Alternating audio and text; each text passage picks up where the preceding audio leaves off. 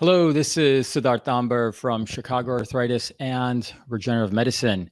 It's July 20th, 2020. Welcome to our weekly educational broadcast that is live.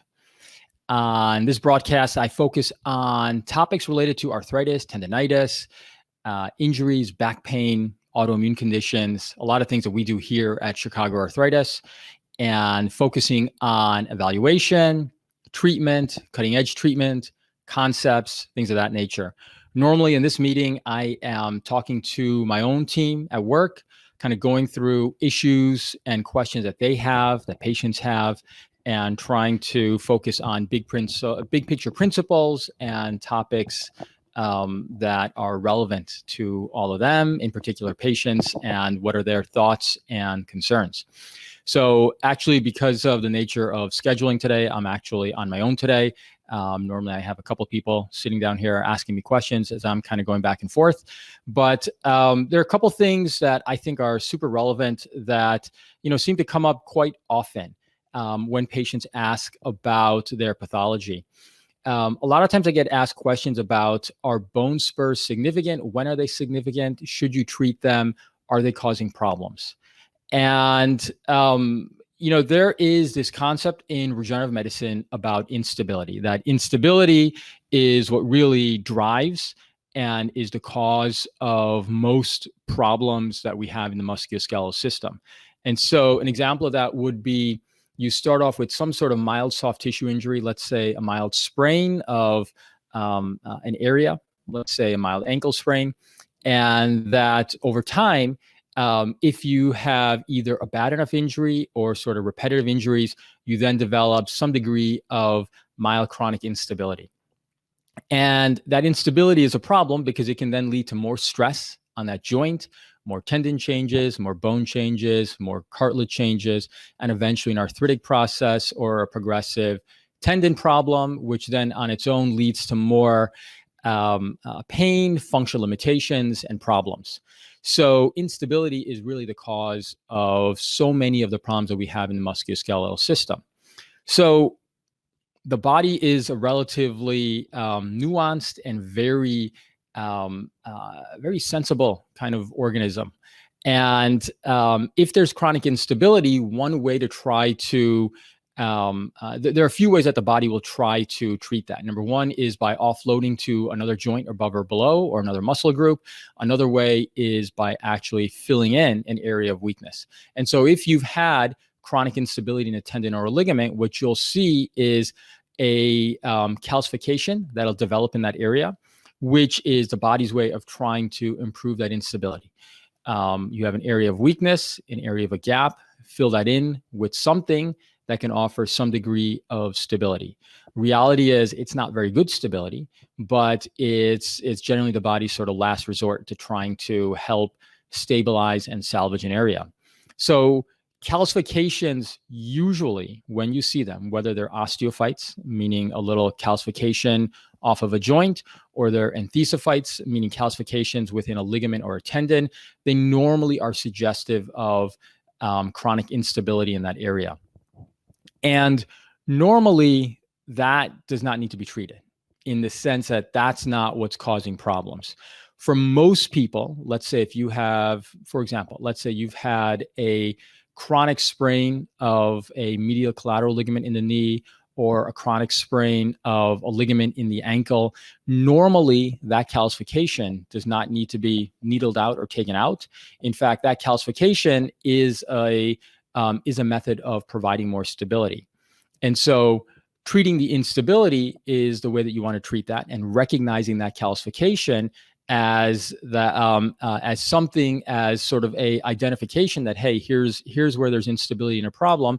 That's where you want to direct your treatment approach to that area. So that's the vast majority of calcification areas. It's not the calcification or the bone spur that's the problem. It's more a sign of a deeper underlying problem. Another example of that, I had a patient last week who has some chronic ankle and Achilles tendon issues. And while he has some degree of calcification within the Achilles tendon, needling that out is not the right way to treat that. It's treating the tendon that's been chronically injured, and then treating some of the other soft tissue structures around that as well that are leading to that kind of instability and stress on the Achilles tendon. So calcifications normally don't need to be taken out or treated. They're just an identification where there's an issue. Now, there are some exceptions to that. So, for example, I had another patient last week who had chronic calcification or chronic pain in an ankle from prior instability from a prior sports injury. And I had treated her ankle maybe about 6 months ago, and she's had improvement. She has some persistent discomfort over one of the tendons over the inner part of her ankle. And on ultrasound, you can tell that she has calcification within that tendon. There's a little bit of calcification. So it's a sign that the tendon's been injured before. And we ended up treating the tendon again by injecting platelets into the tendon again. But besides treating the tendinitis, I could tell functionally based on a dynamic ultrasound that she has a little bit of impingement where that calcification is, that it's sort of preventing that tendon from really contracting and moving and gliding as smoothly as it should. And for what it's worth, she also has tenderness right over where that calcification is. So in her case, we didn't ignore the calcification. In her case, what we ended up doing was injecting platelets into the tendon for sure, but first actually taking a needle and sort of needling out that calcification. The idea being, let's get rid of this structural issue that is causing some functional limitations, that is actually causing pain in this case, and then we'll inject platelets back into that area of injury to help treat the tendon. So that's one indication where treating calcification makes sense. Another indication would be someone, patient of mine that had calcific tendinitis or frozen shoulder, where she was unable to progressively lift her shoulder abducted, meaning lifting it to the side. And part of that is because she's had an original injury. And part of that injury process was that she developed an overcalcification process within the tendon itself.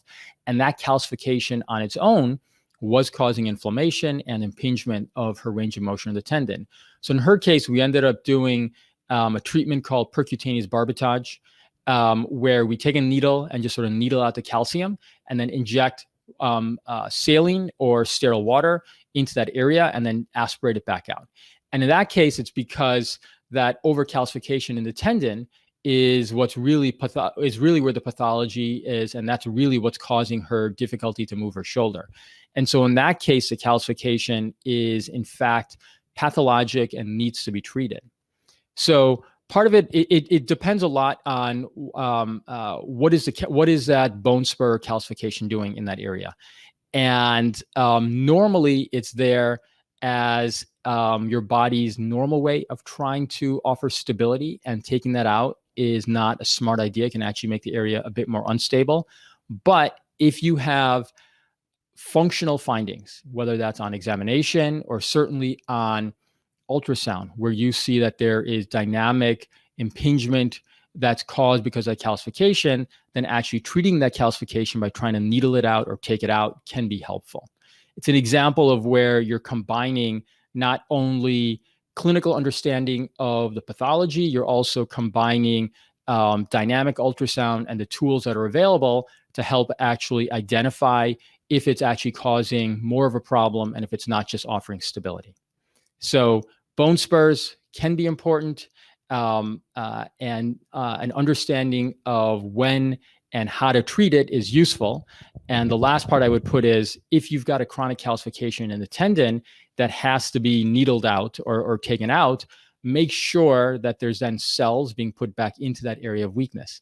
It's not uncommon that once that calcium has been taken out or needled out, that there is then a little bit of a gap in that tissue, whether it's ligament or tendon, and that injecting your own cells in that area to help heal that injury is useful and necessary if you want to add better stability to that area, so that you don't then develop progressive instability on top of that. I hope that gives some explanation as to when bone spurs are significant and when you should treat them and when you shouldn't. And until next week, have a good day, live well, and bye-bye.